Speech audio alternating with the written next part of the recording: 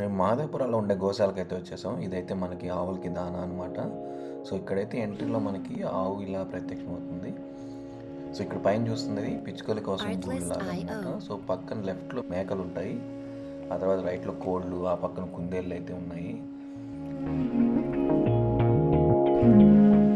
ఇంకొంచెం అలాగే ముందుకెళ్తే మనకి ఇక్కడ చూస్తున్నారు కదా, ఇదే అనమాట ఆవులు. చాలా ఆవులు ఉన్నాయి ఇక్కడ. ఇది ఈ షెడ్డే కాకుండా లోపలికి వెళ్తే ఇంకా చాలా పెద్ద ప్లేస్లో ఆవులన్నీ అయితే ఉన్నాయి. సో మనం అక్కడున్న దానాన్ని తీసుకొచ్చి ఇక్కడ పెట్టచ్చు. దానికి ఏమి మనం పే చేయాల్సిన అవసరం లేదు. సో ఇట్లా మనం తీసుకొచ్చి ఆవులకైతే మేత తినిపించవచ్చు అనమాట.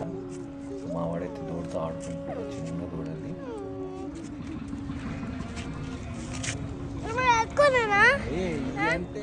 చూసుకుంటే ఇది చాలా పెద్ద ప్లేసు. సో ఈ ట్యాంక్ నుంచి ఇంకా ముందుకెళ్ళినా అక్కడ కూడా ఆవులు, బర్రెలు అయితే ఉన్నాయి.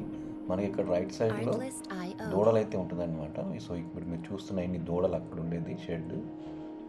ఇక్కడ చాలామంది వచ్చి ఇట్లాగే ఆవులకి మేత వేస్తూ ఉంటారు. ఈ ప్లేస్లో అయితే చాలా ప్రశాంతంగా అయితే ఉంటుంది. సో చూస్తున్నారు కదా, అక్కడ ఒక ఆయన అయితే ఆవులకి పెడుతున్నాడు. సో ఇక్కడంతా ఆవులు, బర్రెలు కూడా ఉంటాయి. సో ఎక్కువ ముందే పెట్టేస్తారనమాట. సో ఇక్కడ వచ్చే తలకి ఎవరు లోపల దాకా రారు. సో ఇక్కడైతే ఈ ఆవులు, ఎద్దులన్నీ బాగా ఆకలితో ఉన్నాయి. మనం గోశాలకు డొనేషన్స్ ఇవ్వాలనుకున్న ఇవ్వచ్చు ఇక్కడే.